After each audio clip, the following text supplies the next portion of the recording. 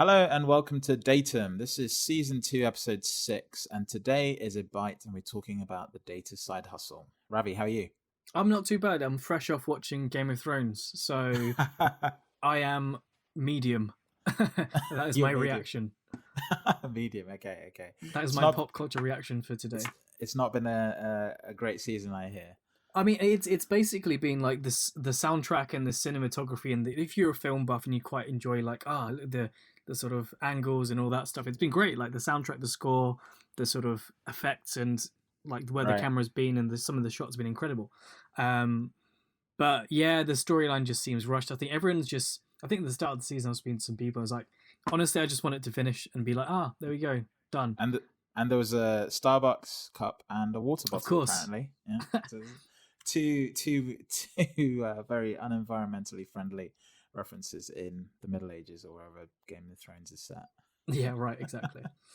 Good stuff. So yeah, no, we're back on the grind after what I'd say is sort of a short break. We're hot off the heels. I don't think we're hot off the heels, but yeah, we're following up from the last episode on behavioral design, which we sort of quietly released along with our new branding and our new style. Yeah, exactly. I think the switch over to the new brand, and then we just didn't really push this episode so hard. So those of you that did listen, thank you. It was we didn't get much feedback on it. I think that was in lieu of the quieter release of this one. Yeah. But I think the content we covered in that was good fun. Like we had a few like tangent rants and things like that, but it was good overall. Overall, I think we covered a lot of ground in that episode. I think that's definitely one we definitely mentioned to come back to in about 6 months' time and sort of see what's changed, especially with our opinions. Exactly. I think we did it as a bit as well because I think it needed that sort of precursor episode to sort of take you through the technicalities of it. And then when we come back to it as a bite, it'll be a very different topic where we'll be talking about the thing. So think of it as part one. It's definitely not something that we're done with. We'll come back to it. Completely. Today we're talking about the data side hustle. What's a data side hustle, Ravi? I think so. This is your term, right? This is your term for the hobbyism and the things we do on the side to develop either our own skills or just a sort of a pet passion project to follow along with, right? So, for you, I think that's quantified self, right? Like that's your thing. It is indeed. Yeah, I've had a very quiet few. Actually, I'm going to say years with that. I haven't put much out into sort of the open sphere compared to I think 3 or 4 years ago when I was pretty hard on it in the public sense. And yours is football, right? Correct. Yes, football analytics was always my route into the world of data and Tableau and who I am today in a weird way, right? Because it's this addiction I had to Football Manager or Championship Manager, the game, which then translated into like a moment of, oh God, I can do this for a living. And there is a faction of the sporting industry that can benefit from data. So that's definitely my passion project. And it's something I don't do as much as I used to. I used to blog semi-actively on a personal side blog of mine. A lot of my Twitter followers are from those days. All right. And it's sort of tied down a bit, but then I still produce some visualizations, in my opinion, a bit better than I used to. It's quite fun to see when you scroll down to the bottom of my Tableau Public profile. Yeah, no, it's good to see sort of your progression as you go on. We'll actually come onto this specifically later on. I have to say, you mentioned something about Football Manager. I don't know many people who play that game who aren't addicted. For reference, Football Managers, it's like a football simulation, or for the Americans, a soccer simulation game, right? Where you don't actually play the game like in FIFA, but you just simulate the progression through a season, right? Yeah. It's just got more and more layers to it as you go on. Like you can play it as a really simple player, where you just assign the best players, set them up in a formation, then let them play and win all the games. But then you've got like you set your own challenges. Like I want to build a dynasty or build a team that has the average age of 25, and you're doing all the facet things of it within a team. You're doing the sort of financial management, the training. You're then winning cup. It's just good fun. You're getting sacked and fired and all this stuff. I think even they've even got Brexit in the game, right? So Brexit Day comes in, and then you can't sign foreign players. Wow, it sounds like a side hustle in itself. Completely. There's so many people that have like they've got it on their CVs, like taking Forest Green Rovers from the National League to the Champions League in 7 years, for example. But that's a lot of time investment. Okay, and it's funny, just coming back to this sort of idea of a side hustle. I think we both have these side hustles, because I think we're passionate about them, but also I think it's because we have a sort of an inherent interest in this area. So you've sort of talked a bit about Championship Manager. Is it Championship Manager? Have I got that right? It's Football Manager now. Football Manager now. Okay, great. You've talked about Football Manager, and for me, Quantified Self it was, really started when we had things like Fitbits coming to play. I kind of, when Fitbits came out, I envisioned this world where you'd walk around with a sort of health device on your wrist.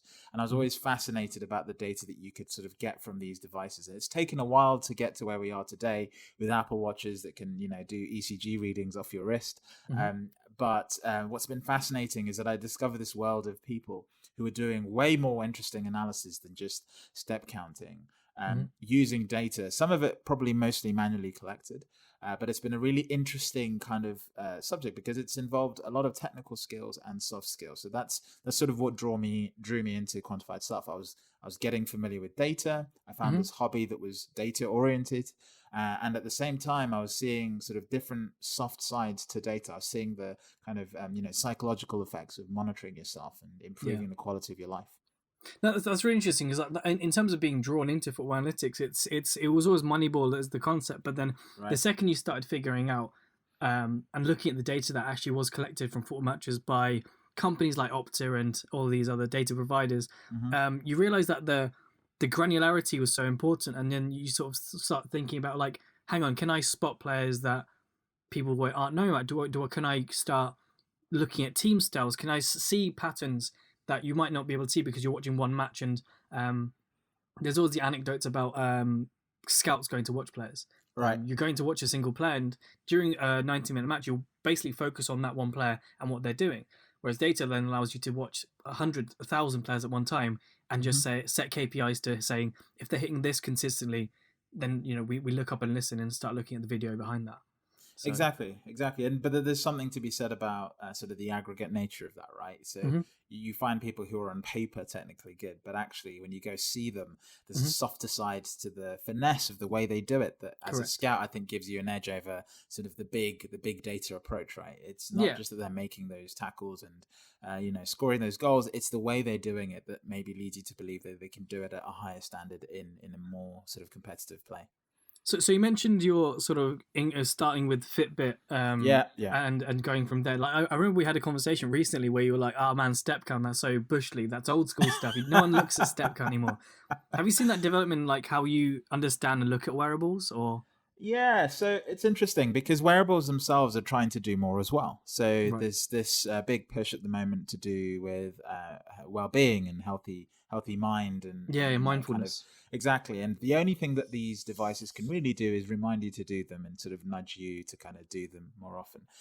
But in real terms, the technology hasn't really developed to a really sort of advanced state. I think if you take an Apple Watch or a Fitbit, at their heart, they're just doing what they did, 3 years ago. They're doing it doing it a lot better at more increasing levels of granularity, if that makes sense. Yeah. And the other thing is accuracy as well. So whereas the step counter 3 years ago was a guesstimate, today's step counter are a little bit more nuanced. They can detect things like swimming, running, cycling, and so on and so forth. So they can more accurately detect activities that you're up to. But the classic example I always give is that let's say you took your Apple Watch off and you left it in a drawer for a day, and then the next day you put it back on. It would probably nudge you and say, hey, yesterday was a really unproductive day. Yeah. Do you want to do stuff today? It has no awareness of the fact that you weren't wearing it. The prompts they give you kind of punish you. Like the classic one is, 10 o'clock, you get a notification from your Apple Watch saying, stand up. Yeah. Or go for a short, brisk walk. It's this kind of like, hey, you're not doing what I've been programmed to tell you to do. Do you want to do it right now? And there's no context to say, hey, you know what? I'm sitting on the sofa. Maybe now isn't the right time, but the next time I get up, maybe that's when you should notify me and tell me to go on a brisk walk or do something because that's probably a better time, right? On a sofa, I'm not going to get up. So I'm not that smart. I always find it funny when you're sat in a room with Apple Watch users and it's like 10 to the next hour and everyone sort of looks at their watch. Yeah. Exactly. It's like everyone's part of the same sort of machine, and there's not really much sort of customization. But we sort of digress. I think going back to sort of the value I found from it is that kind of tackling these soft questions and understanding how the data doesn't necessarily tell the full picture. Now, that's something I've really found valuable in my professional life. And it's something that I learned purely through QS. I learned it quite simply because what I did is one of my sort of things I do all the time is track my music. So since 2009, I'm coming up to a decade, actually. Last FM? Exactly. In July, I'll have a decade's worth of music listening history available to me through a service called Last FM. And about 3 years ago, I did a very basic viz. I joined up all the dots. This was back before Tableau was really kind of, as big as it is now, I guess. And I used Alteryx to bring the data together. I could probably use Tableau Prep for that now. And what was interesting when... I hope so. I don't think you connect to the API through that. I can't connect to the API, but I could use it to sort of connect the data sets together, which is predominantly what I'm doing. So I'm downloading lots of different data sets from different services in Alteryx. And then once I have them, I have what's essentially like a music metadata library. So each track has its own metadata. And I'm basically just joining that data onto my music listening trends over time and then visualizing it in Tableau. I'll tell you one of my big bugbears with just a lot of QS data in general. Well, I think this just goes back to when I had my Fitbit. I had HR. So my main two motivators for buying a Fitbit was, first of all, I wanted to track my heart rate and step count. And third of all, I wanted to do sleep. Now, when I had a Fitbit, I have an Apple Watch now, but when I had my Fitbit, it was like notoriously difficult to get your super granular second by second data out. Like, never going to give it to you. No, exactly. And it's like, I'm buying this wearable, I'm tracking my data. I want to know at the lowest level of granularity what I can get, but I can't even see like how many steps I did in a minute. I can't go down to granular and bring it back up. The only thing I can do is look at the Fitbit dashboards. And I think this is where, going back to your earlier point about the data collection and the development of wearables, one of the big things I've seen personally is they're slowly getting better at visualizing this data, right? I think Apple do this quite well. I think I've seen a few people who have criticized the use of rings, but I think the rings work well because you're not looking at that granular number. You're looking at whether you're hitting your target. And completion to goal is like, am I at that completion to goal? Am I at the 100% yet? And you can see that with the ring. That's fine. But when you look at the actual vizzes behind it, you can actually find out whether or not it's able to pick out those visualizations. So if you look at the actual app itself, the chart, the bar charts, and whatever the distance to go on, giving you that overview of the last 7 days, etc., they're actually pretty good, I think. And that's getting better as well, alongside the granularity of data. I think you've actually pulled some of the Apple data out using Alteryx, right? I have. And so this comes down to philosophy, right? So Fitbit, they don't really have much. They don't have an ecosystem to lock you into. So that's one of the reasons they're not prepared to just easily give you the intraday data. Intraday data is minute by minute blow of what's happening on these trackers. They actually do collect it at that level, but what they do is they aggregate it up to the minute, because if you think about it from a second point of view, the databases would be humongous. Yeah, absolutely. So they aggregate it to the minute and they store it away. And in the apps, you see kind of readouts based on the minute by minute blow. But in reality, when you export it, I think the easiest form to get is a day by day blow. Now, what's interesting about the Apple ecosystem is that because it uses a privacy first model, I think it's actually one of the best systems, because essentially what happens is your device is the database. And when I exported data from Apple Health, it collects data at the most granular level that the device that's tracking that information collects it at. So if I think about my phone will count things like steps as granular as every second. So it will say, okay, for this second, Tim did this many steps. Okay. I use a heart rate monitor that's capable of recording multiple readings per second. Again, the heart rate monitor will record to Apple Health at multiple readings per second. But something else might only do it per minute. So there's no sort of specified level of aggregation in Apple Health. Because of that, my Apple Health library is about 3.5 gigabytes when I export it, and it comes out as a JSON readout. So it's a good thing that this is synced to iCloud, because it means across devices you can kind of carry it on. But it's an enormous wealth of information, and most of the stuff on there is heart rate readings, because my Apple Watch has been tracking that, and then I also do a lot of sports, and my chest tracker has been tracking that. So this is something that's getting better and better over time, going back to my earlier point about accuracy and fidelity. Depending on the platform you choose, they have various reasons to give you as much granular information as they can, and at least in Apple's sense, and also to an extent Google as well, they're actually pretty good at giving you access to the raw data, because what they're providing is a platform that other apps can hook into. And in order to do that, you need to kind of be as open as you possibly can. Now, the downside is that this stuff is on your device. It's actually incredibly hard to get it out of your device unless you know what you're doing. And like any sort of, I've always criticized exports from services. They're never that useful because they come in formats that the everyday person just has no format. Has no clue what to do with, like XML, JSON, CSV. You might be able to do that, but then you get ridiculously sized CSVs, like a gig and a half that you can't pass in Excel or something. So this is a really nice segue. I think this is a nice segue back into football analytics. So one of the reasons I picked up on this as a side hustle is, so providers like Opta and more recently got Prozone and StatsBomb. Well, Prozone is now Stats as a company. So all of these companies do collect all this data. So for example, if you look at TrackAd, which is tracking data of a player, which is using multiple cameras around a stadium, and they're looking at the number on the back of a player's shirt and mapping it back to the database. That's taking data at every point 0.025 of a second. So it's like every quarter of a second it's taking. So you get 4 data points per second. And it's funny when you and that comes in a format which is .dat and an XML, and then you get Opta data, the F24, or which is the event level data. They've got a new one which is event plus a few other metrics.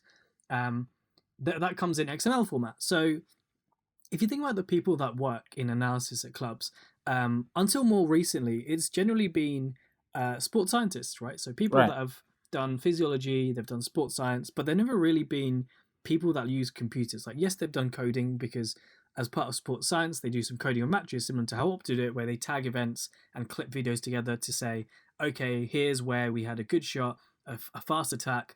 Here are the key events in a game. So when you're playing back a 90-minute match to your teammates or the players or the staff, they will just quickly see what's going on. Now, when I started working with the public data, it was aggregated because Opta are selling this as a business. Like it's a couple of multiple thousands of pounds to buy the access to the data, either by API or exports or whatever you want. They're able to service that. And one of the most interesting things we found was like, well, these people who work in clubs, yes, they have the idea, they have the grounding in the game, they understand the technical aspects, but they're not really data people. Right.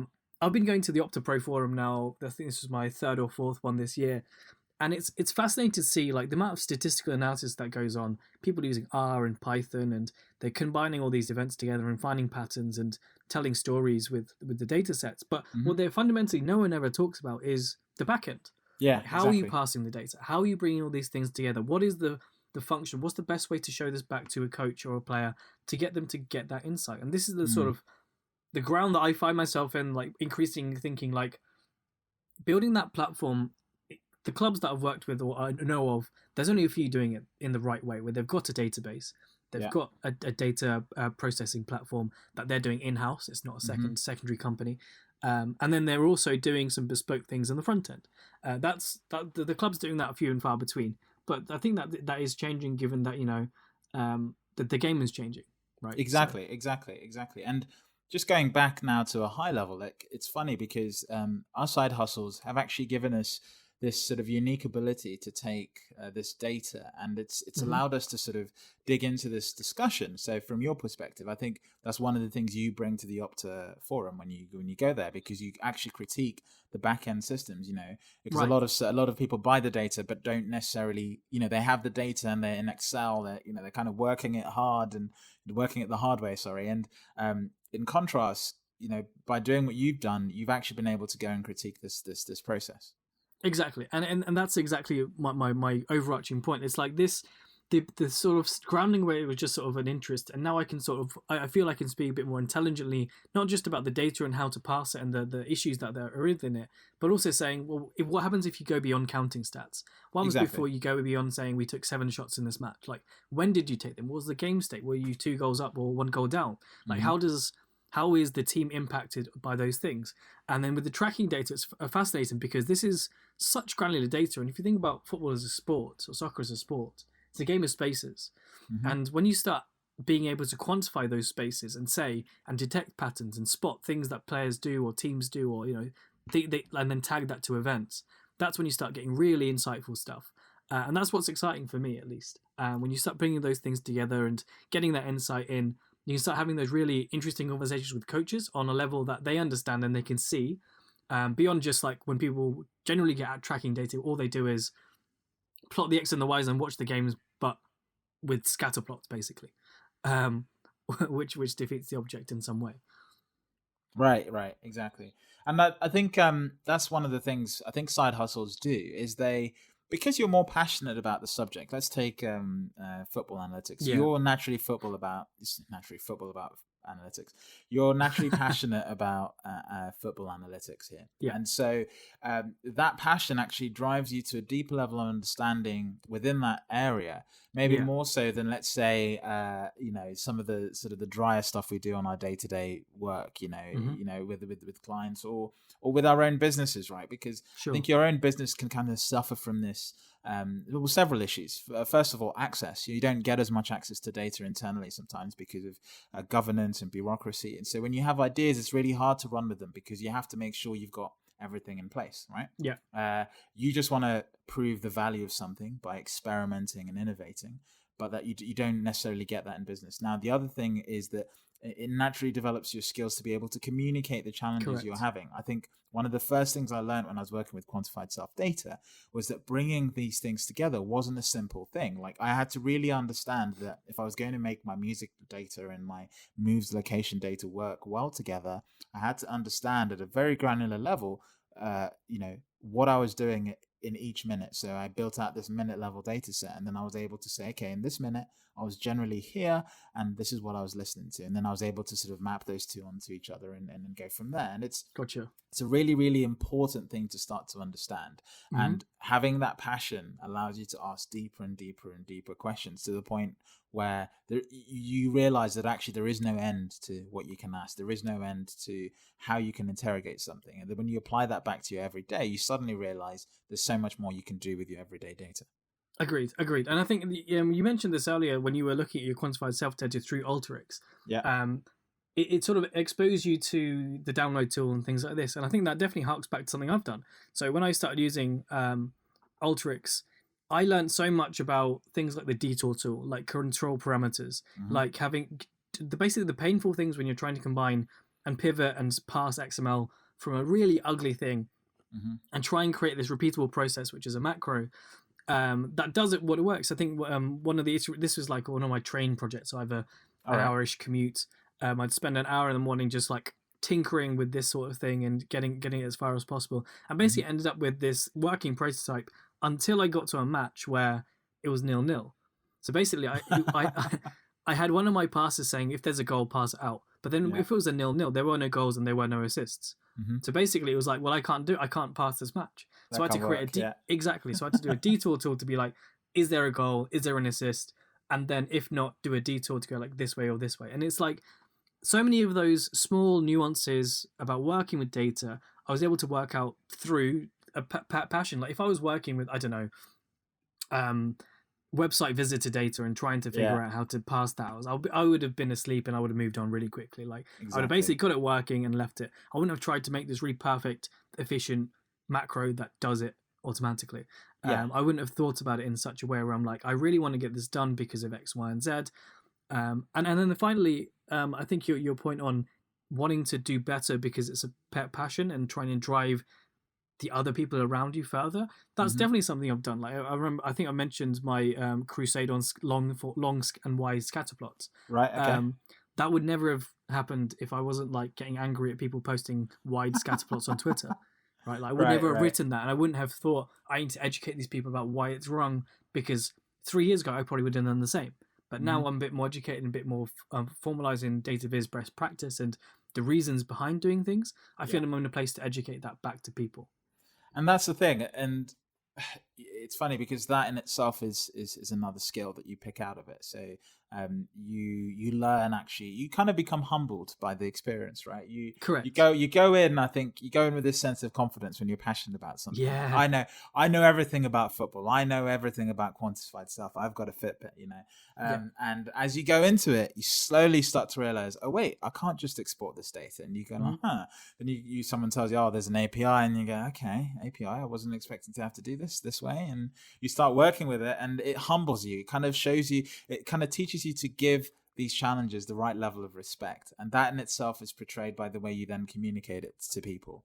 You treat the topic with respect, and therefore you're more encompassing about bringing people into your sort of your skill, your fold, and kind of making them understand the challenges that you go through. Completely, and I think that's definitely fueled my recent change in tone has been about a lot about actually it does matter a lot about who the player is, like what they're doing and all this stuff. Like you can't just purely base something on statistics or numbers. You can't just say one of my favorite players, Cole Skews, is the most pivotal player in the team. Like you can see that without him in the team in Ipswich, the team are a lot worse off. But also you got to take into account his fitness data, which we don't have access to. You don't see him in training. You don't see his attitude. You don't see how he changes and the things he brings to the team. Like all of these different things you can't really quantify. It's a lot harder to quantify, and that's what a coach brings to the table.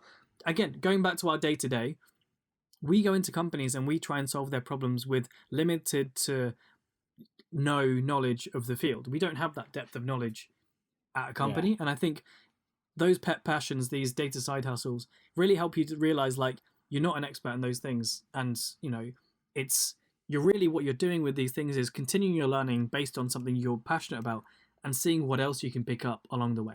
Mm-hmm.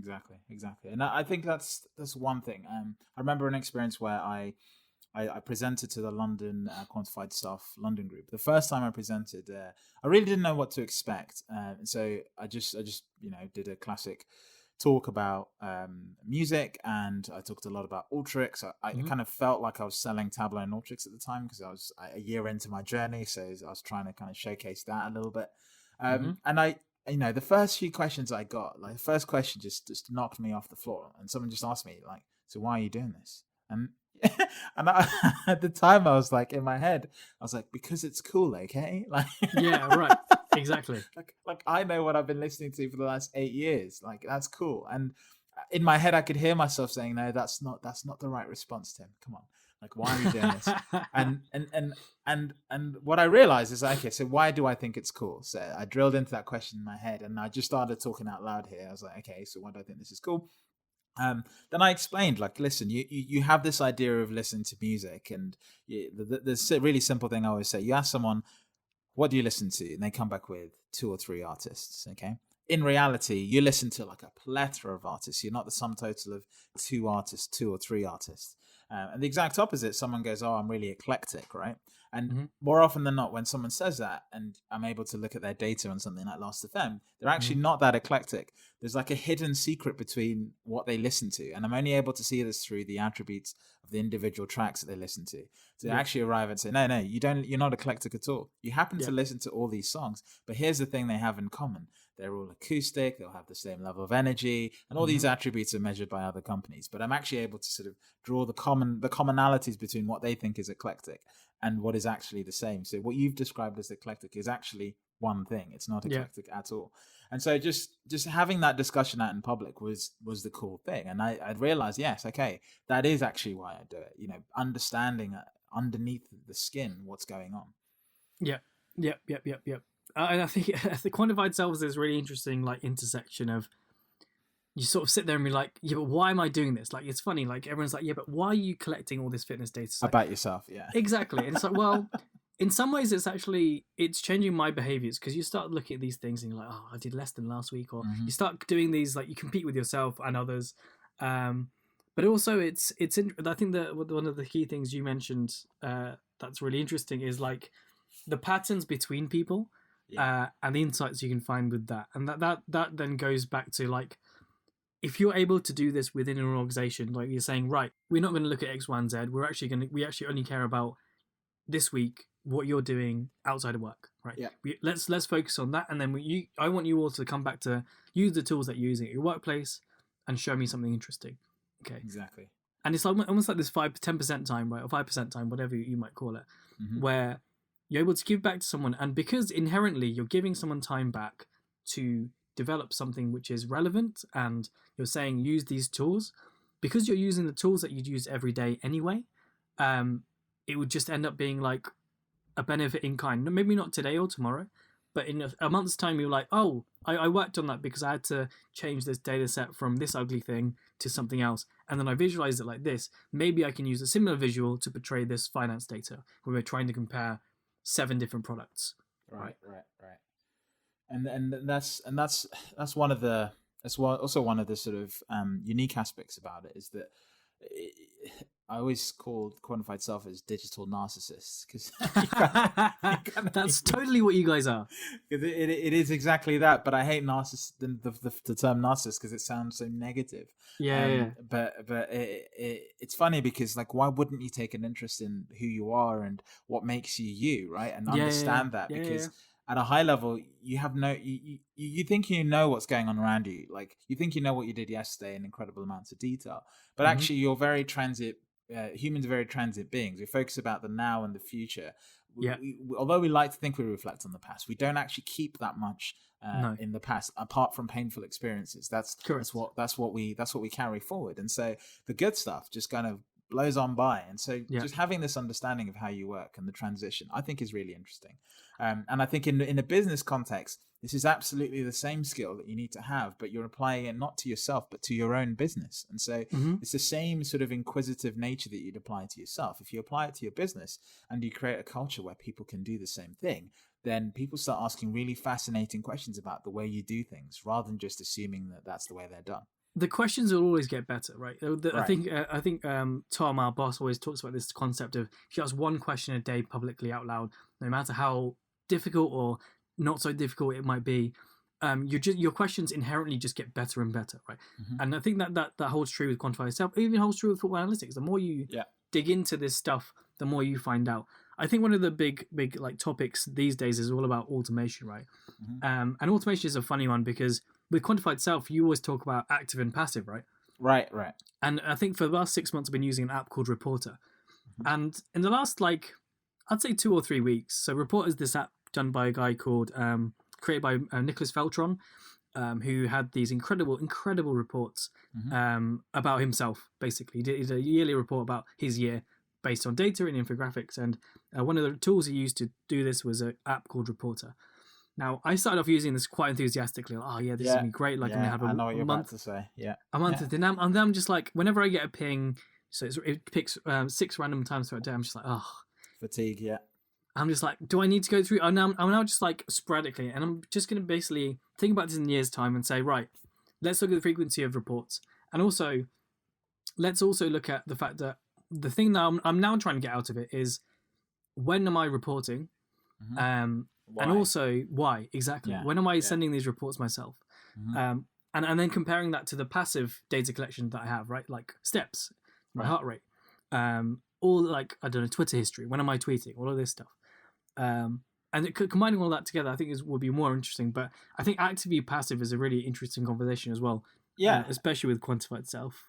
And again, in business, I'll reiterate this again. It's,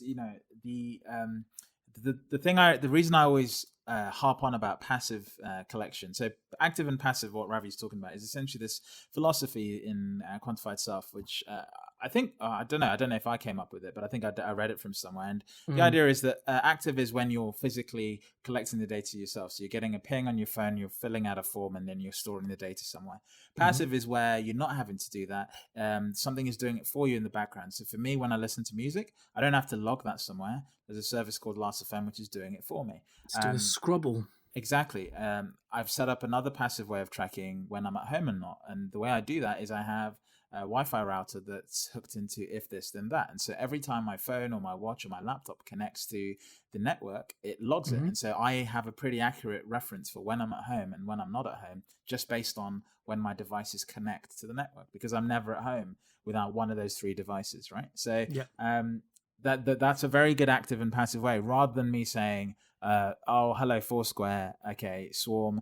Okay, let me check in. Or even Amazon dash button to be like, I'm home, let me press this button. let me press this button. Right, exactly. It's like the thing about this Wi-Fi collection is that yes, it might over-report when I'm at home because I might leave my phone at home and go out to the shops very quickly, but my watch will disconnect and connect. So I've got such a good level of accuracy there in aggregate compared to me manually maybe forgetting one or two times.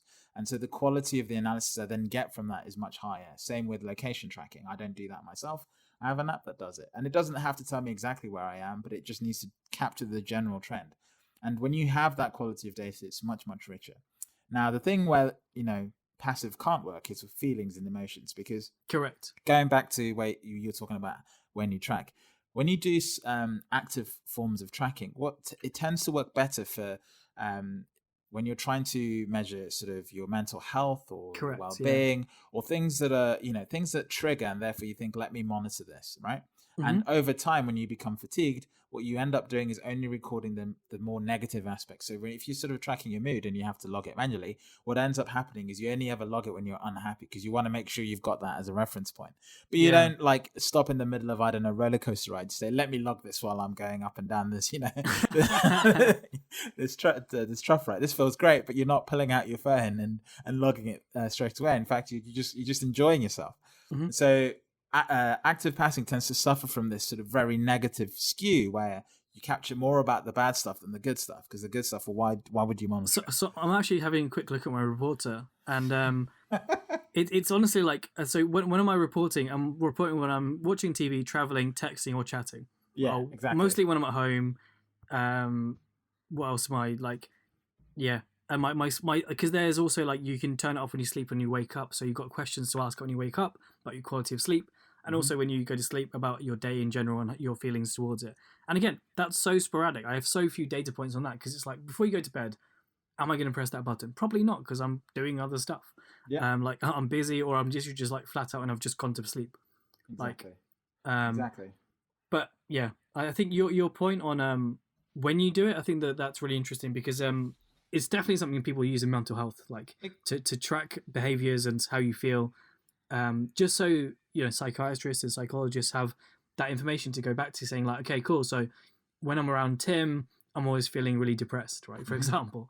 Nice. And that sort of feeling and tracking, just to help people be more aware of their emotions, it does help.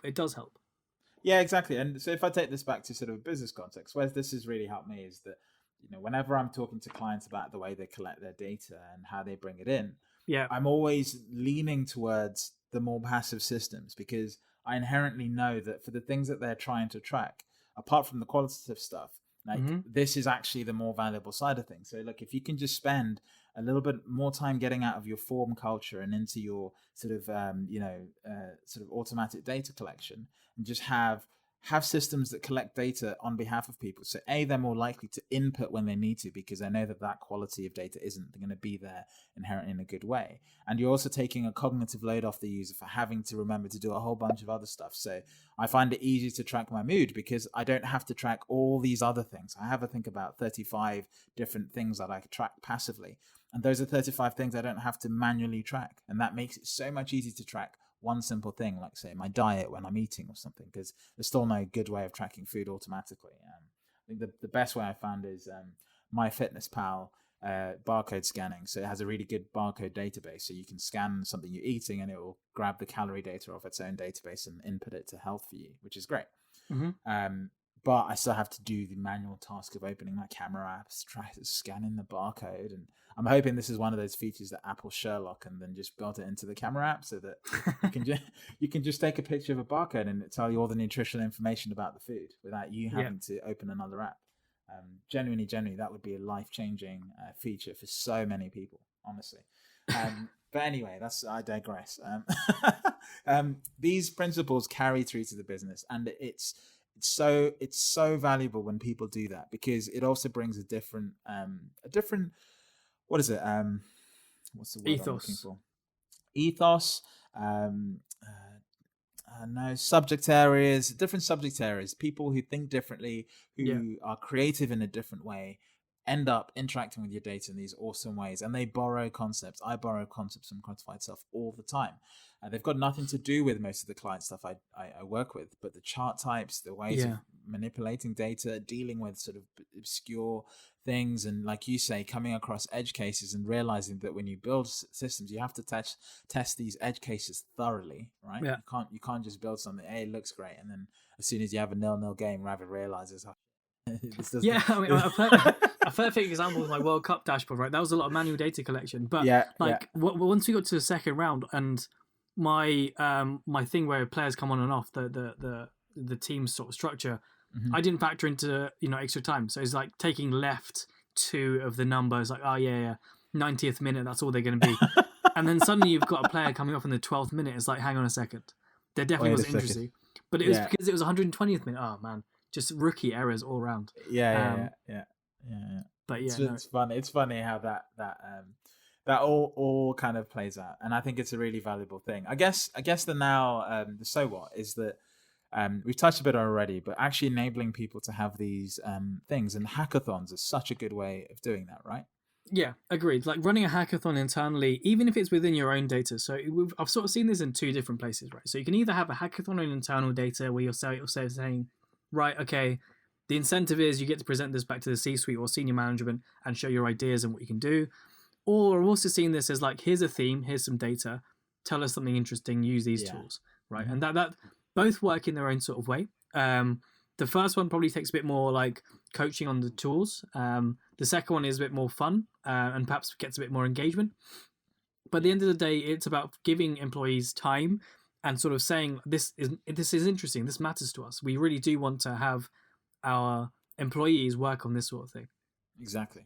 And also, I think in terms of how else do you support these people to do these things, like it sort of goes without saying, we have access to incredible software that does all this stuff. And part of that is being able to actually, take my copy of Tableau or Alteryx and be able to do what professionals do with the data, but to do it with this hobby. And it's a really important thing that to recognize that people like Tableau, they actually enable you to do that through things like Tableau Public. So take advantage of free software and training courses, and let people go on that one-day training course that might not sound like it's got anything relevant to do with your everyday business work, but actually the skills they'll learn, they'll pick up, will give them a passion in data. And also data literacy. Like you're fundamentally talking about building people's literacy levels, everything we're talking about, whether it's reading or writing, as we talked about before, right? And so just investing in people's literacy alone in this sense really, really helps give back to your business as well. Exactly. Cool. That's a good episode. It's been a good episode. I think we indulged a bit. We came a bit off track. We went into our passions, but it's all worth the while. Hopefully, just to try and highlight how valuable we think it is, to our own development, also how it can be to others. We'll be back in a couple of weeks with another episode. Please keep the feedback coming in. As a reminder, we've changed our name and branding. So we're at datumpodcast.com and we're on datumpod on Twitter. So much, much easier to find. No whatnots anymore. I keep digging that because I'm so glad every time I have to say this now. I'm just like, it's so much better. Agreed. So much easier. It rolls off the tongue a lot more. Yeah, exactly. And as ever, we rarely ask for support in this way, but if you can give us a rating on whatever podcast platform you listen to, that would help, because apparently that's becoming the currency for the podcast wars that are going to be coming up in the future. So platforms are going to start kind of siphoning off podcasts to lots of different places. So yeah, if you can rate us, that would really help us as well. So we know what we're doing and we can improve and make sure we're getting to the right places. Cool. Fantastic. Cheers, everyone. Have a good one. All right. Take it easy.